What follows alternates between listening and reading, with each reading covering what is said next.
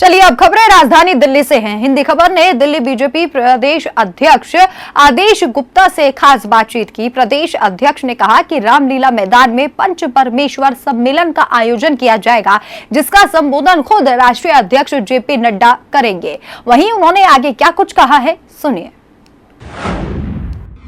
दिल्ली में पहली बार बीजेपी की तरफ से पंच परमेश्वर सम्मेलन का आयोजन किया गया है, जिसमें खुद दिल्ली के बीजेपी के राष्ट्रीय अध्यक्ष जेपी नड्डा संबोधित करेंगे। यानी कहीं ना कहीं एमसीडी चुनाव को लेकर के शंखनाद भी होने वाला है। बात कर लेना चाहेंगे दिल्ली बीजेपी प्रदेश अध्यक्ष आदेश गुप्ता जी यहाँ पे हैं। आदेश जी, पंच परमेश्वर सम्मेलन का सबसे मुख्य उद्देश्य क्या है और इसे किस तरीके से सुनिश्चित किया गया और कितने लोग इसमें शामिल हो रहे हैं? दिल्ली भारतीय जनता पार्टी द्वारा आयोजित इस पंच परमेश्वर सम्मेलन जो अब तक के इतिहास का दिल्ली संगठन का एक बड़ा कार्यक्रम है, जहां कोई रैली नहीं है।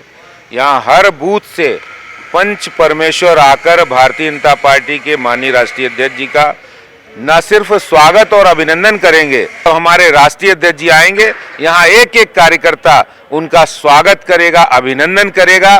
और जिस तरह से उत्साह और ऊर्जा का संचार हो रहा है, उस उत्साह और ऊर्जा में जब माननीय राष्ट्रीय अध्यक्ष जी का संबोधन होगा तो हर कार्यकर्ता यहां से विजय का संकल्प लेकर जाएगा। डिजिटल प्लेटफॉर्म को भी इसमें बढ़ावा देने की बात की जा रही है, डिजिटल के माध्यम से भी लोग इसमें जुड़ेंगे, उसके लिए क्या कुछ किया? बिल्कुल, हमने हर कार्यकर्ता को गूगल लिंक भेजा है। वहां गूगल लिंक से के माध्यम से वो अपने आप को ऑनलाइन रजिस्ट्रेशन कराएंगे। रजिस्ट्रेशन होने के बाद उनका कार्ड जनरेट होगा, उस कार्ड को भी लेकर आएंगे। और इसके साथ साथ हम कार्ड फिजिकली भी दे रहे हैं, जिससे इस जो कार्यक्रम है उस कार्यक्रम की गरिमा और बढ़े। क्या लग रहा है कि एमसीडी चुनाव को देखते हुए खुद राष्ट्रीय अध्यक्ष जेपी नड्डा के माध्यम से, और आप खुद दिल्ली बीजेपी प्रदेश अध्यक्ष हैं, क्या एमसीडी चुनाव का बिगुल भी बजेगा? भारतीय जनता पार्टी संगठन और कार्यकर्ता आधारित पार्टी है। हम किसी भी कीमत पर चुनाव हो या कोई अभियान हो हमेशा तैयार रहते हैं। और जब माननीय राष्ट्रीय अध्यक्ष जी 1 लाख कार्यकर्ताओं को संबोधन करेंगे तो चुनाव हो या कुछ भी हो, विजय के संकल्प यहां से निकलेगा। चलिए, बहुत बहुत शुक्रिया। हमने बात की दिल्ली बीजेपी प्रदेश अध्यक्ष आदेश गुप्ता से। तो कहीं ना कहीं दिल्ली के सबसे बड़े मैदान रामलीला मैदान से पंच परमेश्वर सम्मेलन का आगाज बीजेपी की तरफ से किया जा रहा है। ऐसे में देखना होगा कि राष्ट्रीय अध्यक्ष जेपी नड्डा के आगाज और उनके संबोधन के साथ कितना असर दिल्ली की राजनीति पर देखने को मिलता है और कितने बड़े पैमाने पर बीजेपी का संगठन और भी ज्यादा मजबूत होता है। वीडियो जर्नलिस्ट अजीत के साथ मैं कंचन अरोड़ा, दिल्ली हिंदी खबर। और वहीं हिंदी खबर ने जम्मू कश्मीर के बीजेपी नेता राजू चंदेल से खास बातचीत की। राजू चंदेल ने शोपियां में हुई कश्मीरी पंडित की हत्या के मामले पर कहा कि यह हत्या कहीं ना कहीं जमीन माफिया से जुड़ी हुई है। क्या कुछ कहा है उन्होंने, सुने। जम्मू कश्मीर में एक बार फिर से कश्मीरी पंडितों की हत्या हो रही है। बात कर लेना चाहेंगे जम्मू कश्मीर से बीजेपी के नेता हैं जो कि हिंदूवादी भी हैं, यहाँ पे राजीव चंदेल जी हैं। चंदेल जी, किस तरीके से आप देख रहे हैं, क्योंकि आए दिन जम्मू कश्मीर में कश्मीरी पंडितों की हत्या का मामला सामने आता है? देखिए, कश्मीरी पंडितों का जो टारगेट किलिंग है, मैं इसको टारगेट किलिंग करूँगा, वही टारगेट करा रहे हैं जो जमीन माफिया हैं। उन जमीन माफियाओं ने एक तरह से कश्मीरी पंडितों में भय का माहौल पैदा करने के लिए उनकी ज़मीनों पर जबरन कब्जा करने का, और वो नाए एक को मारेंगे तो 10 कश्मीरी पंडित घबराएंगे। इस कारण से ये टारगेट किलिंग चल रही है। और ये टारगेट किलिंग के ऊपर नकेल कसने के लिए माननीय अमित शाह जी ने बहुत सख्त कदम उठा लिए गए हैं। लेकिन कहीं ना कहीं ज़मीन स्तर पर कुछ ऐसे लोग जुड़े हैं जो अधिकारी के लेवल पे भी, पटवारी लेवल पे भी कुछ ऐसा मामला आया था बारामूला का। तो उसमें हमारे डॉक्टर समीर कौल हैं, उनकी वाइफ की ज़मीन थी बारामूला में। वो पटवारी ने किसी दूसरे एक्स मिल्टन बोलते हैं जो आतंकवाद को छोड़ करके मुख्य धारा में आ गए हैं, वो आज भी ज़मीनों का धंधा कर रहे हैं भूमाफिया के रूप में। और उन आतंकवादियों को रुपया पैसा देके कश्मीरी पंडितों को हत्या कराते हैं, जिससे कि कश्मीरी पंडित वहाँ ना घुसे, ना विस्थापित हो। जो आज दर दर की ठोकरें कश्मीरी पंडित खा रहे हैं, वो उनके अंदर भय का माहौल पैदा करने के लिए। लेकिन राजीव जी, जब वहाँ पे बीजेपी की तरफ से सरकार बनने की बात की गई थी, चाहे धारा 370 हटाने की लेकर के हो, ऐसे में वहाँ की स्थानीय जनता को एक विश्वास था बीजेपी के ऊपर। लेकिन लगातार कश्मीरी पंडितों को लेकर के जो वहाँ पे घटनाएं बढ़ रही हैं, क्या लग रहा है, क्या बीजेपी उसमें नहीं हो पा रही है सही से, और क्या वो अपने आप को सुरक्षित महसूस कर पा रहे हैं? भारतीय जनता पार्टी पूरी तरह सक्षम है। जब से 370 हटी है धारा, आप एक चीज देखिए कि पहले लोग जब एक आतंकवादी मारा जाता था, लोग पत्थर उठा लिया करते थे हाथ में। आज देखिए वो पत्थरबाजी की घटनाएं रुकी हैं। बहुत बहुत शुक्रिया। हमने बात की बीजेपी के जम्मू कश्मीर के हिंदूवादी नेता यहाँ पे राजू चंदेल जी थे। इनका साफ तौर पर कहना है कि कश्मीरी पंडितों की हत्या के सिलसिले को जरूर खत्म किया जाएगा और उन सभी लोगों को टारगेट किया जा रहा है कि आखिर इस तरीके की किलिंग हत्या कौन करवाता है। वीडियो जर्नलिस्ट अजीत के साथ मैं कंचन अरोड़ा, दिल्ली, हिंदी खबर। और वहीं हिंदी खबर ने हिंदू धर्म आचार्य शैलेश तिवारी से खास बातचीत की। बातचीत के दौरान आचार्य ने कहा कि ज्ञानवापी परिसर हिंदुओं का है और हिंदुओं को ही मिलेगा। क्या कुछ कहा है उन्होंने, सुनिए।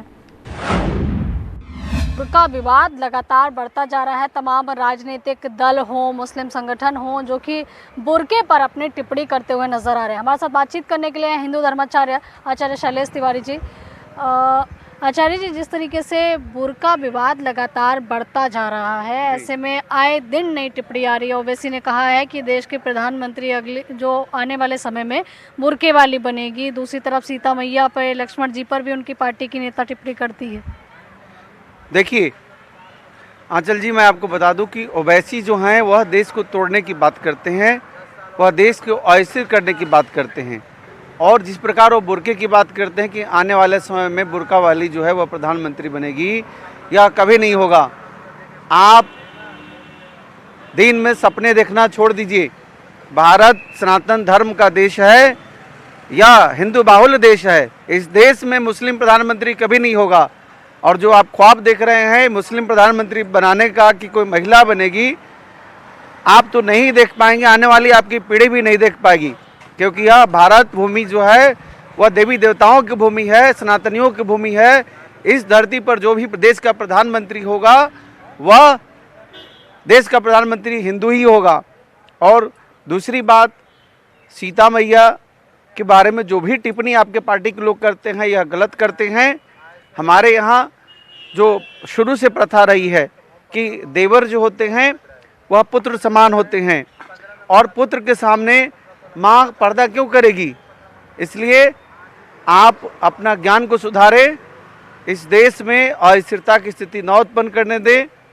आपके एक बयान से देश में जो है हिंदू मुस्लिम के बीच एक तरह से कह सकते हैं दंगे की स्थिति बन सकती है। इसलिए वही बात बोले जिससे देश में स्थिरता हो। चलिए, धन्यवाद। तो देखिए, आप यहाँ सुन रहे थे आचार्य शैलेश तिवारी जी को, जिनका कहना है कि ज्ञानवापी हमेशा से हमारा था और इस पर जल्द ही विजय प्राप्त होगी। और भड़काऊ भाषण देने से ऐसे लोगों पर सख्त से सख्त कार्रवाई की इन्होंने मांग भी की है। कैमरा लोकेश के साथ आंचल यादव, हिंदी खबर, नई दिल्ली। और वहीं हिंदी खबर ने राज्यसभा सांसद डीपी वत्स से खास बातचीत की है। उन्होंने कहा कि हरियाणा प्यासा नहीं मरेगा और ना ही पंजाब। वहीं क्या कुछ कहा है उन्होंने, सुनिए। आदमपुर सीट पर उपचुनाव है और ऐसे में देखिए सभी पार्टियां जो है पूरी जान लगाकर चुनाव लड़ने में लग चुकी हैं। उम्मीदवार भी घोषित कर दिए हैं। हमारे साथ बातचीत करने के लिए है राज्यसभा सांसद डीपी वत्स जी। अगर बात की जाए, आप हिसार से हैं और जैसा कि देखिए आदमपुर सीट के लिए आपको स्टार प्रचारक भी बनाया गया है हरियाणा में, तो क्या लग रहा है आदमपुर सीट जो है किसके खाते में जाएगी? आदमपुर सीट बीजेपी के खाते में आएगी, ये मैं बड़ा स्ट्रांगली महसूस करता हूँ। क्योंकि बीजेपी एक ऐसी पार्टी है जो कहती है वो करती है और डिलीवर कर रही है।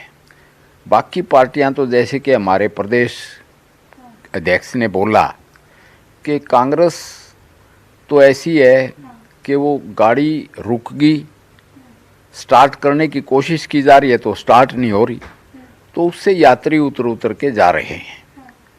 जहाँ तक आदमपुर चुनाव का सवाल है, भजनलाल परिवार ने ये चुनाव पिछली 9 दफ़ा जीता है, तो उनकी अपनी पकड़ है। पार्टी का पूरा मजबूत संगठन बीजेपी का उसके साथ है।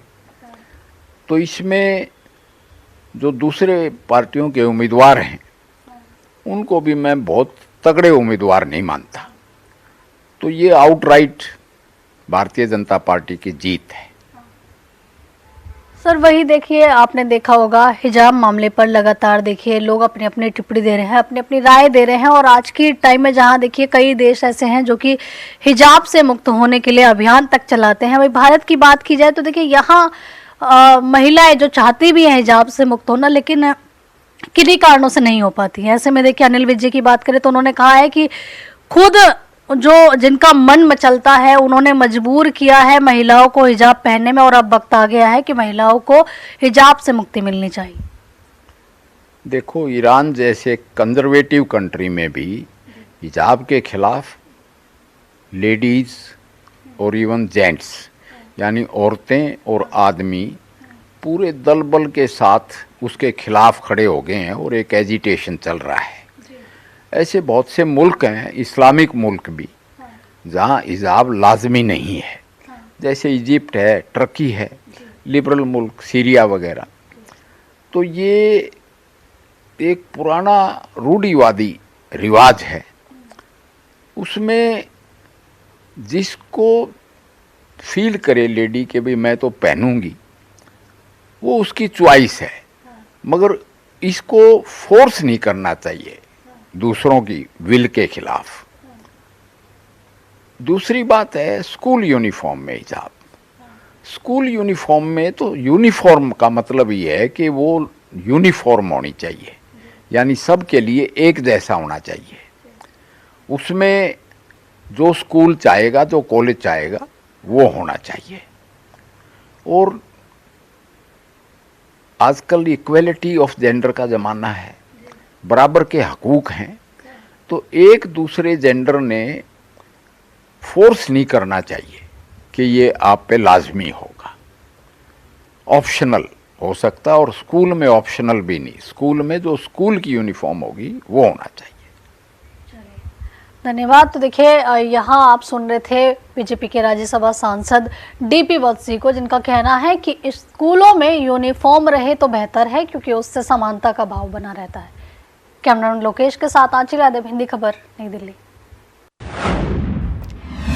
और वहीं हिंदी खबर ने बीजेपी के पूर्व मेयर जयप्रकाश से खास बातचीत की। जयप्रकाश ने कहा कि सफाई कर्मचारियों की हड़ताल को लेकर बैठक बुलाई है, सोमवार तक इसका समाधान निकाल लिया जाएगा। क्या कुछ कहा है उन्होंने, सुने। त्यौहार का दिन नज़दीक आ चुका है और ऐसे में जहां दिल्ली सफाई के लिए जानी जाती है, लेकिन सफाई कर्मचारी लगातार हड़ताल पर हैं। बात कर लेना चाहेंगे, बीजेपी के पूर्व मेयर हैं जयप्रकाश जी हमारे साथ हैं। जयप्रकाश जी, क्या कहना चाहेंगे आप, क्योंकि त्यौहार नज़दीक हैं, दिल्ली को साफ सुथरा रखना है, सफाई कर्मचारी हड़ताल पर हैं।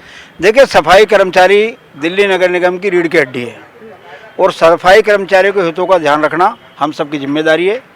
आज सफाई कर्मचारियों के साथ एक हमारी इमरजेंसी बैठक भी हुई है, जिसमें कमिश्नर साहब हमारे साथ थे, हमारे दिल्ली प्रदेश के उपाध्यक्ष राजीव बब्बर जी भी मेरे साथ थे, और हमने सभी 52 यूनियन उसमें उपस्थित थी। उनके जितने भी ग्रीवियंस थी उन पर सब पे गंभीरता से चर्चा हुई है, सार्थक चर्चा हुई है, और उनकी बहुत सारी बातें मान ली भी गई हैं, जिनके ऑफिस ऑर्डर आज शाम तक नहीं तो सोमवार को निकल जाएंगे। चाहे FR 17 का विषय, ईस्ट एमसीडी के जो 2 जोन हैं, चाहे कर्णमूलक आधार पर कर्मचारियों को पक्का करने का विषय है, चाहे कच्चे कर्मचारियों को पक्का करने का विषय है, या उनके जो भी विषय हैं, उनका वेतन समय पर मिले, उनको दिवाली का बोनस मिले, उन सब पे अच्छी चर्चा हुई है और जल्दी उनको सुखद नतीजे मिलेंगे। और दिल्ली में कर्मचारियों की हड़ताल आगे ना बढ़े, जिन्होंने हड़ताल की है वो हड़ताल वापस ले, ऐसा हमारा प्रयास है और उसमें हम सफल होंगे। लेकिन जयप्रकाश जी, अक्सर ही देखा जाता है कि एमसीडी के कर्मचारी चाहे तनख्वाह ना मिलने की वजह से या किसी और कारणवश हड़ताल अक्सर ही करते हैं।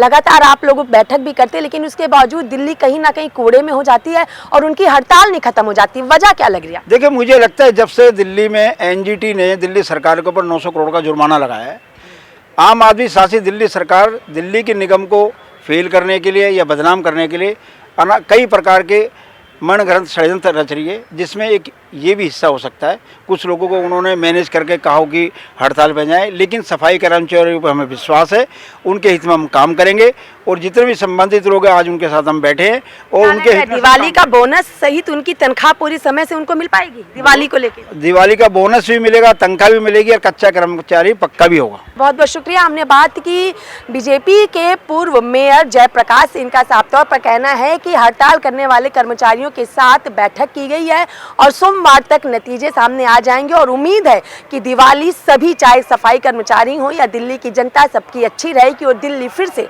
साफ सुथरी, यानी दिल्ली दिल वालों की कही जाएगी। वीडियो जर्नलिस्ट अजीत के साथ मैं कंचन अरोड़ा, दिल्ली हिंदी खबर। तो और इन्हीं खबरों के साथ बुलेटिन में इतना ही। नमस्कार।